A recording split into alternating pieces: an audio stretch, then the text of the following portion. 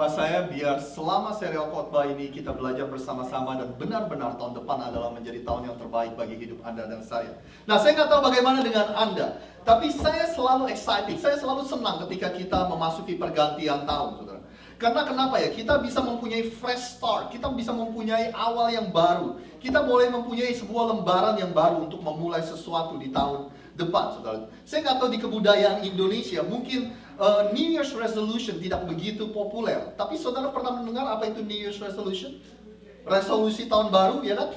Yaitu ketika kita memasuki pergantian tahun, kita membuat komitmen-komitmen yang baru. Kita membuat resolusi-resolusi yang baru dalam hidup kita. Nah, New Year's Resolution ini begitu terkenal di kebudayaan Amerika. Saya yakin semua dari Anda pernah mendengarnya, saudara.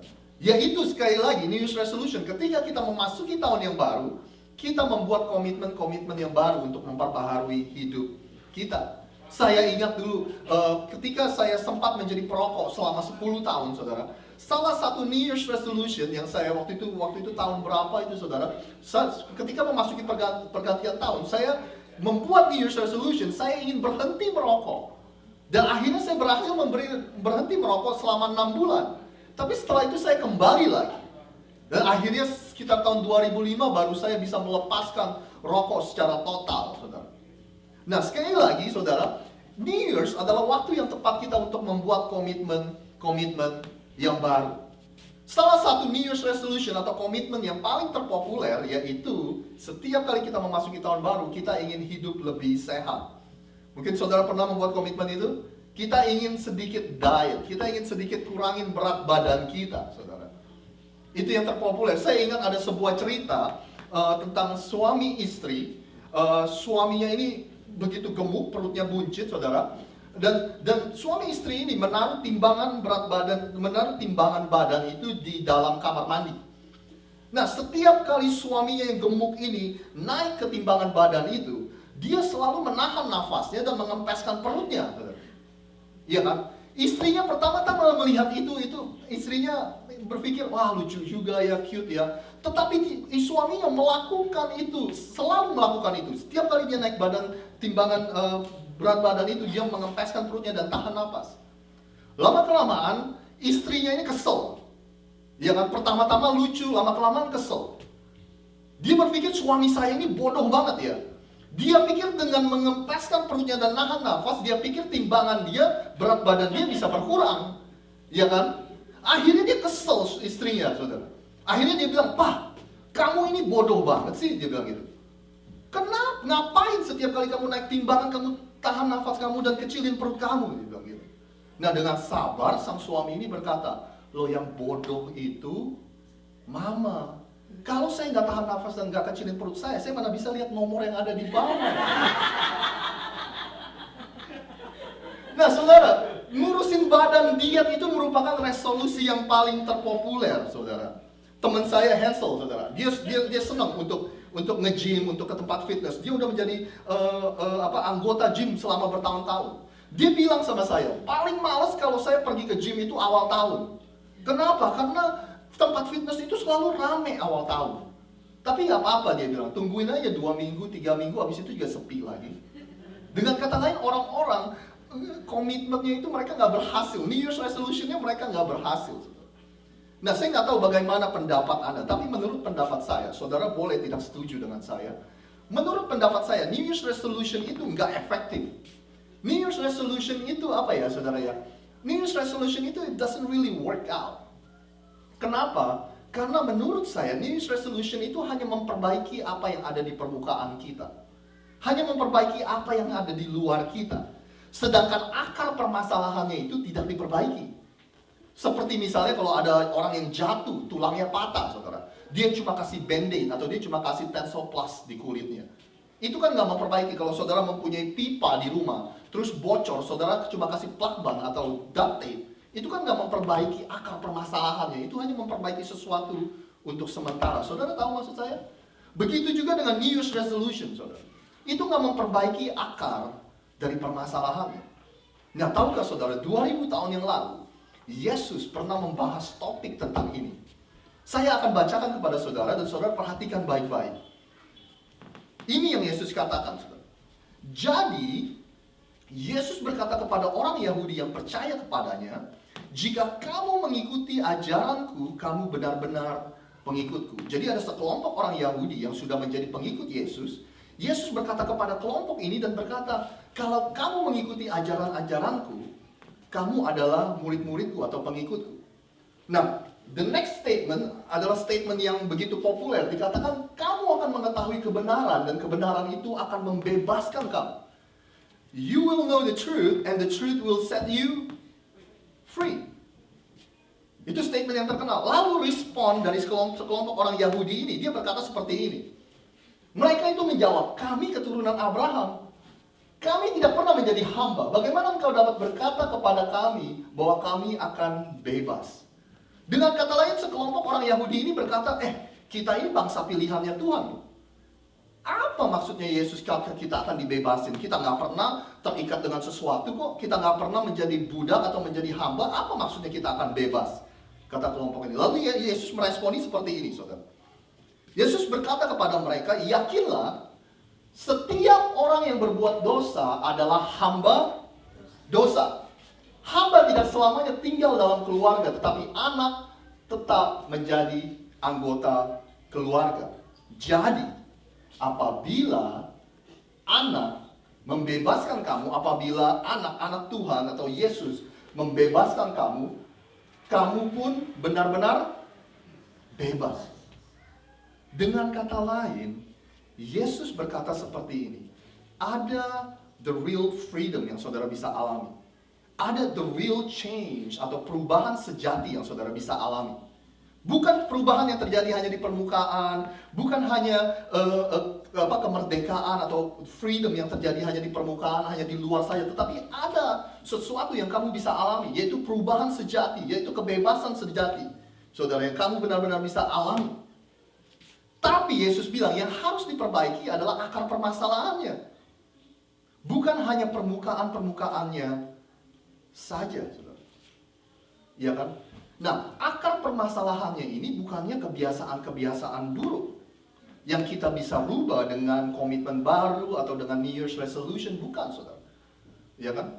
Akar permasalahannya Yesus menyebutnya tadi adalah dosa. Akar permasalahannya itu dosa, saudara. Saudara pasti setuju dengan saya, kalau kita melakukan sesuatu, kita tahu itu tidak baik, pasti kita nggak mau melakukannya lagi, dong. Benar nggak? Kalau kita melakukan sesuatu, kita tahu itu akan menyakiti kita atau akan menghancurkan hidup kita, pasti kita nggak mau melakukannya lagi, kan? Benar nggak, saudara? Saudara setuju kayaknya semua, ya?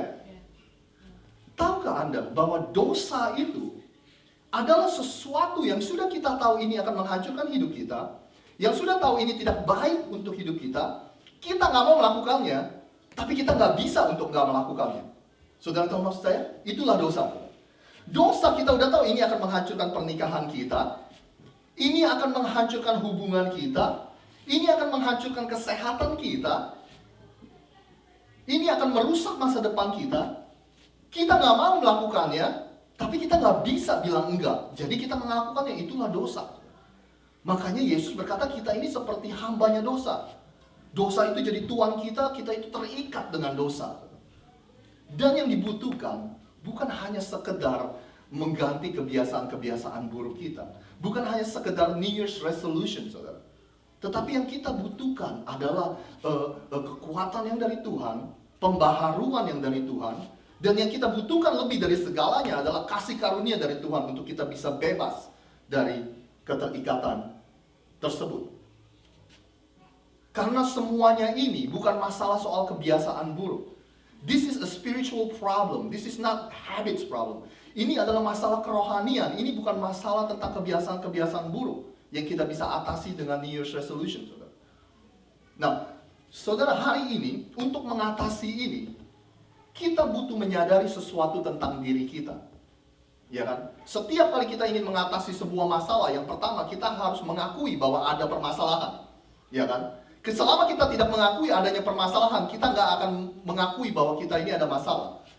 Nah, Rasul Paulus menjelaskan sedikit tentang kita, tentang tipe-tipe manusia.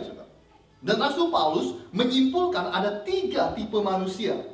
Dan mungkin ini akan sangat membantu sekali buat saudara dan saya untuk mengenal diri kita lebih lagi. Tipe manusia yang pertama menurut Rasul Paulus, saya akan bacakan saudara dari surat Korintus. Dikatakan seperti ini, seorang yang tidak rohani tidak dapat menerima yang berasal dari roh Allah. Ia akan berpikir bahwa itu kebodohan. Ia tidak dapat mengerti tentang roh sebab hal itu hanya dapat dimengerti secara rohani. Tipe manusia yang pertama adalah manusia yang saya sebut dengan manusia yang tidak rohani.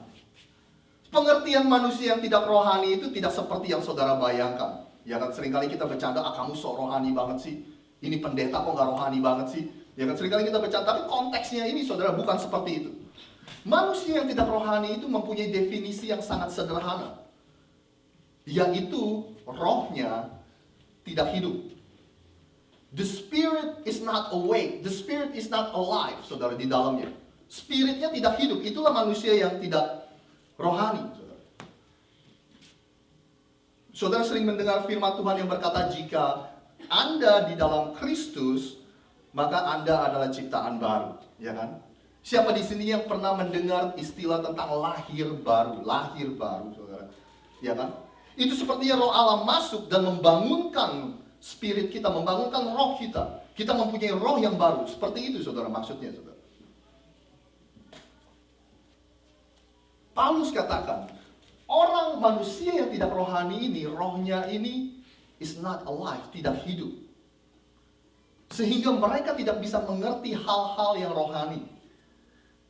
Jadi kalau saudara punya teman, mungkin teman Anda mengajak Anda melakukan sesuatu, lalu Anda meresponi dengan, enggak, kalau saya melakukan itu nanti saya mengecewakan Tuhan. Lalu teman Anda menertawakan Anda, itu bukan salah mereka, saudara. Karena mereka tidak mengerti. Sekali lagi, mereka tidak mengerti hal-hal yang rohani. They don't understand the spiritual things because their spirit is not alive. Kalau ada teman Anda yang tahu Anda pergi ke gereja setiap minggu, Anda bahkan memberi perpuluhan, Anda bahkan memberikan waktu untuk melayani, Anda bahkan memberikan energi Anda untuk menginvestasikan hidup Anda ke generasi yang berikutnya. Lalu teman Anda berkata, aduh kamu ini bego banget, ngapain sih melakukan hal-hal seperti itu? Ya kan saudara? Sekali lagi itu bukan salah mereka. Their spirit is not alive. Roh mereka tidak hidup. Jadi mereka tidak mengerti hal-hal yang rohani. Nah, itu tipe manusia yang pertama. Tipe manusia yang kedua yang Rasul Paulus katakan, saya bacakan seperti ini saudara. Seorang yang rohani dapat menilai segala hal. Orang lain tidak dapat menilainya. Berikutnya, kitab suci berkata, siapa yang mengetahui pikiran Tuhan? Siapa yang dapat mengatakan kepada Tuhan apa yang akan dilakukannya? Kepada kami telah diberikan cara Kristus berpikir. Tipe manusia yang kedua, Rasul Paulus katakan manusia ini disebut dengan manusia rohani. Sekali lagi pengertiannya bukan seperti yang saudara bayangkan. Tapi manusia rohani yaitu mempunyai definisi yang sangat-sangat sederhana. Mereka mempunyai pikiran Kristus. Mereka tahu cara Kristus berpikir, saudara. Jadi manusia yang rohani ini simple, saudara. Ketika mereka membuat keputusan, cara mereka menjalankan pernikahan mereka, cara mereka menyelesaikan masalah, mereka mempunyai pikiran-pikiran Kristus. Cara mereka menjalankan tugas mereka sebagai orang tua, saudara. Yang mereka pikirkan hanyalah satu, kira-kira Kristus mau saya berbuat apa ya? Inilah manusia rohani. Cara kita bekerja, cara kita memperlakukan atasan kita, bawahan kita, teman kerja kita. Kira-kira Kristus mau saya seperti apa ya? Cara kita pacaran. Apa yang kita posting di Facebook, saudara? Kira-kira Kristus mau saya melakukan apa ya? Inilah manusia rohani. Semuanya terfilter melalui kira-kira Kristus mau saya melakukan apa, kira-kira Kristus mau melakukan apa. Itu adalah kelompok kedua yang Rasul Paulus katakan. Nah, kelompok yang ketiga, kelompok yang terakhir, Rasul Paulus berkata seperti ini. Saudara-saudara, dahulu aku tidak dapat berbicara kepadamu seperti bicara kepada orang yang rohani. Aku harus berbicara kepadamu sebagai manusia duniawi, yaitu seperti bayi dalam Kristus. Ajaran yang kusampaikan adalah seperti susu, bukanlah makanan keras. Aku melakukan hal ini karena kamu belum dapat menerimanya.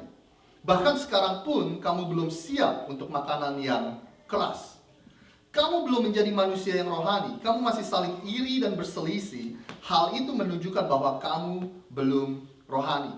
Kamu berbuat sama seperti apa, saudara? Orang dunia. Jadi tipe manusia yang ketiga menurut Rasul Paulus dari surat Korintus ini. Ini yang kita sebut dengan manusia duniawi. Iya kan? Ketika Anda tidak berkata haleluya atau shalom atau puji Tuhan, itu bukan manusia duniawi, bukanlah seperti itu, saudara. Bukannya Anda kurang mengatakan hal-hal seperti itu, bukan. Ketika Anda pergi ke bioskop, ketika Anda dengerin musik sekuler, Anda menjadi duniawi, bukan seperti itu maksudnya, saudara. Di sini maksudnya adalah orang yang kelompok ketiga ini, spiritnya atau rohnya hidup, tetapi rohnya tidak bertumbuh karena tidak pernah diberi makan rohani. Sekali lagi, rohnya hidup, tetapi mereka tidak bertumbuh karena tidak pernah dikasih makan rohani. Rasul Paulus berkata bahwa kamu tidak bisa menghandle sesuatu yang keras, makanan yang keras. Kamu seperti bayi yang minumnya susu terus, kata Rasul Paulus. Nah, ini berbicara soal apa, saudara? Ini berbicara soal kedewasaan rohani seseorang. Kedewasaan kerohanian seseorang tidak bisa diukur dari berapa lama Anda sudah jadi orang Kristen. Anda sering melihat teman-teman Anda sering melihat orang-orang di sekeliling Anda yang sudah 20 tahun, 30 tahun, bahkan 40 tahun jadi orang Kristen. Iya kan? Rohnya nyala, rohnya hidup, saudara, tapi tidak bertumbuh. Iya kan? Mereka jadi Kristen sudah lama, tetapi di situ-situ aja tidak bertumbuh. Iya kan? Lahir di keluarga Kristen, TK, SD, SMP, SMA di sekolah Kristen, kerja di perusahaan Kristen, dapat suami, dapat istri orang Kristen, ya kan? Tapi kerohanian mereka, roh mereka tidak bertumbuh. Karena mereka jarang memberi makan roh mereka. Ketika Anda melihat orang yang sudah lama menjadi orang Kristen tapi tidak bertumbuh, yang Anda lihat adalah kok kelakuannya atau perkataannya tidak mencerminkan apa yang Kristus ajarkan, ya kan? Tapi di sisi yang lain, saudara melihat ada orang yang baru 2 tahun, 5 tahun, bahkan baru 10 tahun jadi orang Kristen, tetapi saudara kagum dengan mereka. Karena mereka bertumbuh begitu pesat, saudara. Mereka mencerminkan kelakuannya dan tindakannya mencerminkan Kristus dalam hidupnya. Sekali lagi, kedewasaan rohanian seseorang tidak bisa diukur dari berapa lama mereka menjadi orang Kristen. Manusia duniawi adalah manusia yang rohnya hidup, tetapi tidak bertumbuh karena mereka tidak diberi makanan rohani. Jadi inilah tipe-tipe manusia yang Rasul Paulus katakan. Nah, mungkin dengan melihat ini kita bisa sedikit mengenal tentang diri kita. Dan untuk mengalami the real freedom atau perubahan yang sejati atau kemerdekaan yang sejati, kita harus mengerti ini terlebih dahulu. Kita harus mengerti sesuatu tentang diri kita. Suatu saat ada seorang pria datang kepada Yesus. Dan pria ini berkata, "Yesus, tolong sembuhin anak saya. Karena anak saya kerasukan roh jahat. Dan saya sudah membawa anak saya kepada murid-murid engkau, tetapi murid-murid engkau tidak dapat menyembuhkannya." Nah, saya sedang berpikir ketika Yesus didatangi oleh Bapa itu dan berkata bahwa murid-murid engkau tidak bisa menyembuhkan anak saya, mungkin Yesus berpikir bahwa kenapa nggak bisa? Karena semua kuasa yang aku punya, kata Yesus, aku sudah berikan kepada murid-muridku. Kenapa mereka nggak bisa menyembuhkan orang ini? Lalu Yesus mungkin sedikit kesal, lalu dia menoleh ke murid-muridnya. Inilah yang dia katakan kepada murid-muridnya. Maka kata Yesus, hai kamu angkatan yang, apa saudara? Yang tidak percaya. Dan kamu angkatan yang sesat, saudara. Sesat di sini bukan soal ajaran sesat dan segala macam, bukan saudara. Sesat ini kayak nyasar gitu, bingung, nggak tahu kemana gitu. Hai kamu angkatan yang tidak percaya dan yang sesat, berapa lama lagi aku harus tinggal di antara kamu? Berapa lama lagi aku harus sabar terhadap kamu?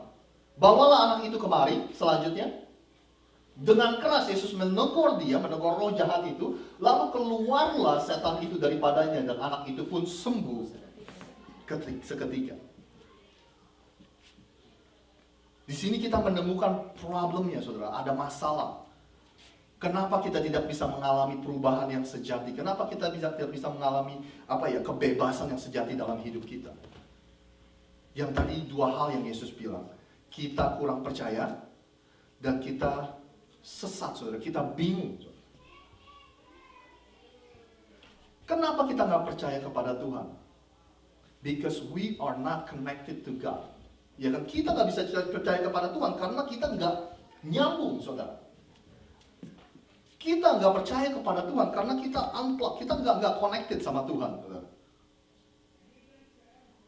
We are disconnected from God. That's why we become unbelieving. Kita disconnected dari Tuhan. Itu sebabnya kita menjadi kurang percaya.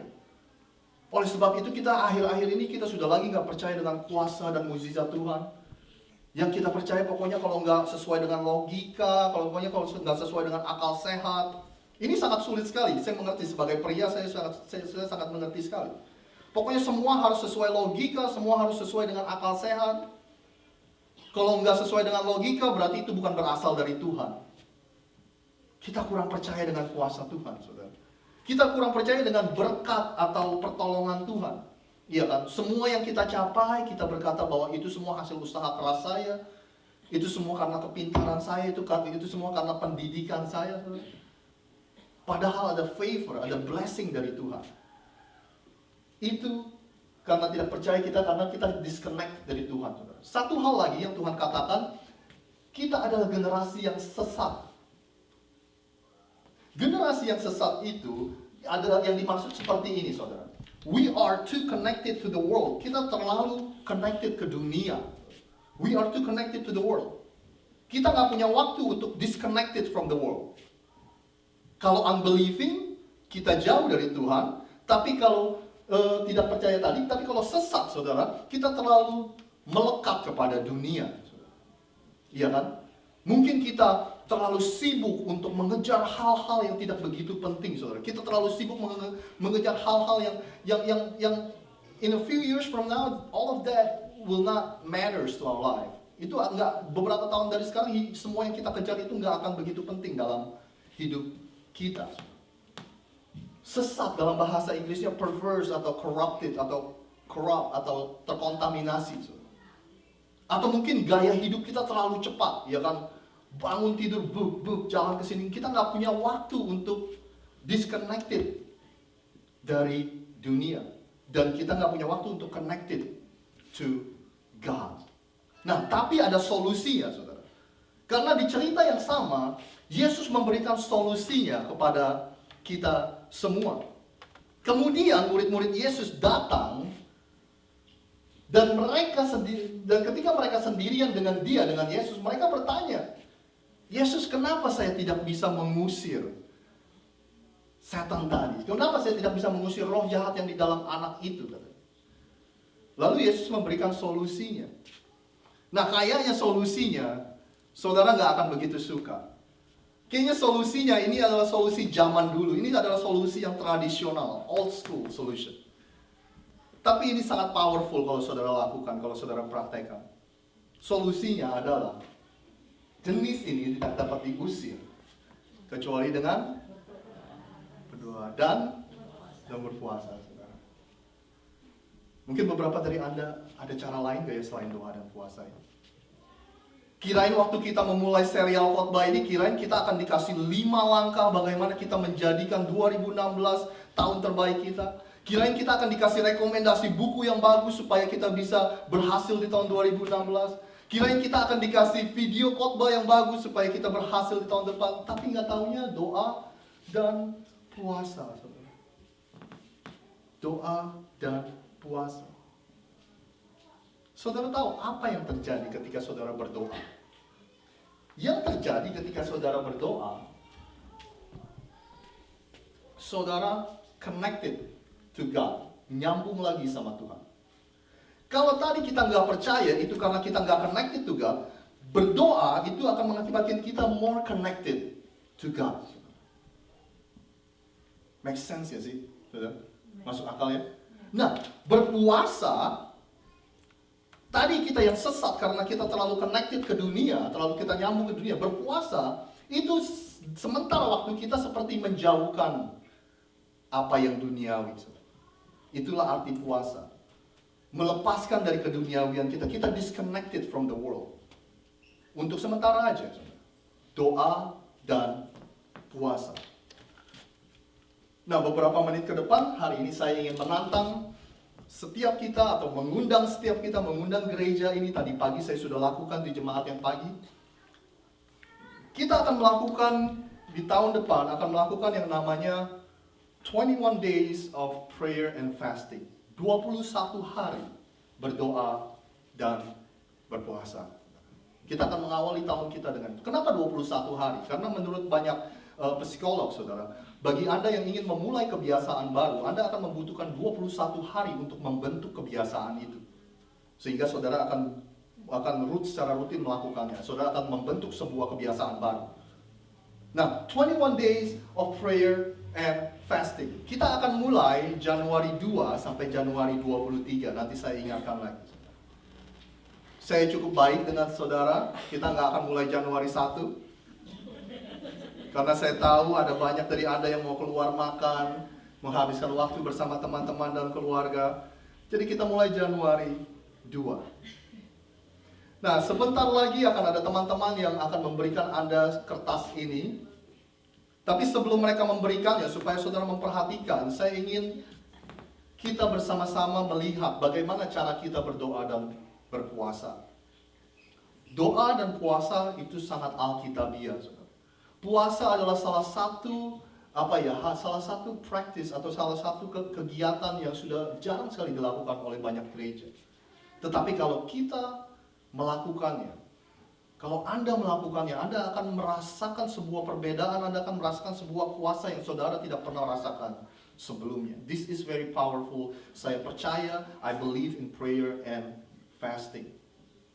Nah, sebentar lagi saudara akan mendapatkan kertas ini, tapi saya hanya mau katakan, ada 4 tipe puasa. Dan saudara memilih salah satu dari ini. Yang pertama yaitu puasa penuh. Complete fast. Puasa penuh yaitu saudara nggak makan makanan yang solid, ya kan? Saudara cuma minum air dan jus selama 21 hari. Nah, tapi saya mau katakan, lakukan ini dengan hikmat. Lakukan ini dengan konsultasi dokter Anda kalau Anda mempunyai masalah kesehatan. Oke? Jadi gereja tidak akan bertanggung jawab, saudara. Saya hanya memberikan pilihan ini kepada Anda. Jadi kalau saudara ingin melakukan 21 hari tanpa makanan solid, hanya air dan jus, saudara boleh melakukannya itu. Ya kan? Kalau saudara punya daging sapi, saudara mau blender juga boleh, terserah. Steak gitu. Yang penting liquid, saudara. Puasa yang kedua yaitu puasa yang saya sebut dengan puasa pilihan atau selective fast. Ini adalah puasa di mana saudara berhenti makan sesuatu dari daftar makanan Anda. Contohnya seperti ini. Jadi yang saya dan istri saya putuskan adalah kami akan tidak akan makan daging selama 21 hari. Kami akan makan sayur dan buah-buahan. Kemarin kita udah bicarakan. Istri saya tanya, kita boleh makan ikan nggak? Saya pikir-pikir, nanti ikan goreng, nanti ikan panggang, nanti pempek, nggak jadi puasa, saudara, ya kan? Jadi kita bilang, udahlah sayur dan buah-buahan aja, ya kan? Nah, saudara juga boleh melakukan itu, selective fast, puasa pilihan. Saudara memilih sesuatu. Mungkin saudara nggak akan makan daging, mungkin saudara nggak akan makan sesuatu yang manis selama 21, makan gula dan sebagainya. Mungkin saudara berkeputusan untuk gak makan roti dan sebagainya. Rosid, kalau saya gak makan brokoli selama 21 hari boleh gak? Brokoli gak dihitung saudara, mesti sesuatu yang...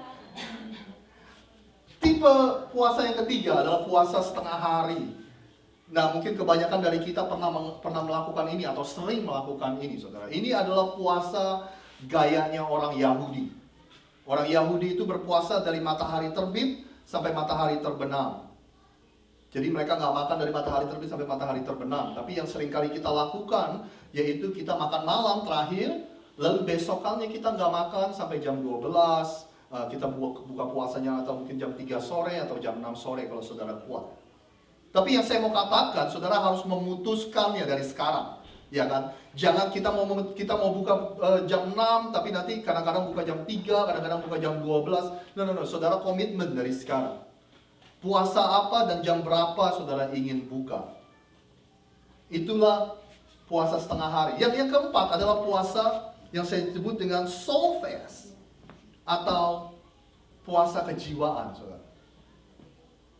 Saya mempunyai seorang adik yang berumur 11 tahun.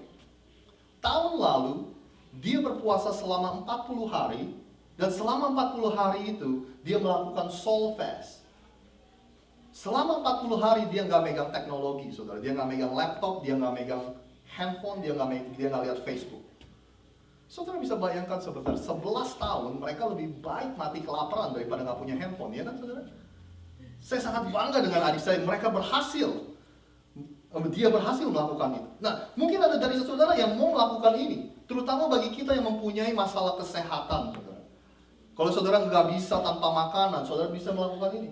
Saudara bisa puasa Facebook, ya kan? Puasa YouTube, mungkin saudara puasa teknologi, nggak nonton TV, ya kan? Puasa drama Korea juga boleh, saudara.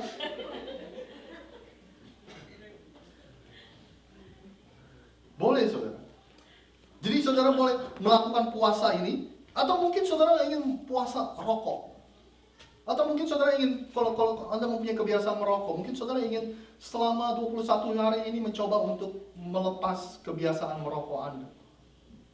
Atau mungkin Anda ingin berpuasa minuman alkohol dan sebagainya, saudara. Jadi saudara pilih salah satu dari ini yang ingin saudara lakukan. Dan sekali lagi, kalau saudara sudah pernah melakukan ini dan saudara mempunyai cara tersendiri, silakan saudara. Tapi saya hanya ingin mengundang kita semua sebagai gereja untuk mengawali tahun depan dengan benar, dengan baik. Nah, pokok-pokok doa kita selama kita berdoa dan berpuasa, yaitu ini saudara, 5 ini. Ini bukanlah pilihan, jadi kelima-limanya ini saudara harus doakan selama Anda berdoa dan berpuasa. Yang pertama adalah ketergantungan kita kepada Tuhan. Artinya kita mau semakin percaya, kita mau semakin bergantung kepada Tuhan. Artinya walaupun caranya Tuhan lebih sulit, walaupun kita ada jalan pintas, tapi kita mau terus percaya sama Tuhan. Mau terus bergantung kepada caranya Tuhan. Jadi itu yang harus kita doakan, bahwa semakin hari saya akan semakin mengandalkan Tuhan. Yang kedua adalah berdoa bagi bangsa. Yang jelas kita tinggal di Amerika, kita harus berdoa bagi negara ini. Dan kita juga harus berdoa bagi Indonesia, saudara. Masukkan dalam doa Anda. Yang ketiga adalah doa bagi gereja-gereja. Gereja di seluruh dunia, gereja yang teraniaya, saudara. Gereja lokal yang ada di Philadelphia ini juga saudara boleh doakan. Doakan untuk pertumbuhan, doakan untuk penuaian jiwa-jiwa, saudara. Supaya akan ada pertumbuhan di dalam gereja. Yang keempat, saudara doakan untuk orang lain. Kalau saudara punya teman atau family atau keluarga yang mengalami masalah, saudara tahu mereka mempunyai masalah, atau saudara tahu mereka mengalami sakit penyakit, doakanlah mereka, saudara. Masukkanlah ke dalam doa Anda. Dan yang terakhir, Anda doakan untuk diri Anda sendiri. Anda berdoa untuk masa depan Anda, impian dan cita-cita Anda. Yang masih single, Anda berdoa untuk jodoh Anda. Ya. Dan bahkan sekali lagi, kalau saudara mempunyai kecanduan tentang sesuatu, misalnya rokok kah, alkohol kah, pornografi kah, saudara boleh masukkan ke dalam doa ini, saudara. Doakan diri Anda juga, saudara. Nah, jadi itu aja yang akan kita lakukan. Nah, tadi saya kasih ke Ella dan Ko Johan, boleh kita mulai bagikan. Dan saudara, make sure saudara bawa pulang. Kalau saudara tinggal di kursi, saya akan minta tolong Pak Johan untuk anterin ke rumah. Jadi jangan ditinggal di kursi, oke? Langsung masukin kantong, langsung masukin ke tas, saudara. Pokoknya kita akan kejar terus supaya saudara punya lebaran ini.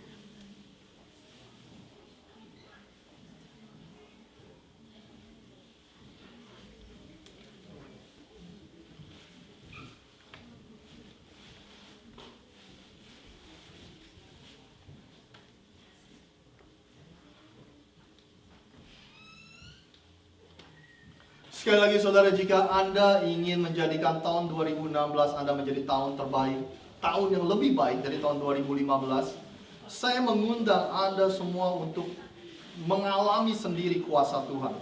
Saya mengundang Anda semua untuk memulai tahun depan dengan benar, saudara. Dan saya percaya kalau saudara sudah melihat kuasa Tuhan bekerja, saya percaya saudara sudah mengalami pengalaman ini, saudara pasti akan rutin melakukan ini. Dan yang pasti kita sebagai gereja juga mempunyai rencana untuk rutin melakukan ini setiap tahun, saudara. Jadi sekali lagi, mudah-mudahan saudara bisa bergabung dengan kita semua berdoa Januari 2 sampai Januari 23. Oke, saudara, mari saya undang semua untuk bangkit berdiri. Kita akan berdoa dan kita akan menutup ibadah kita.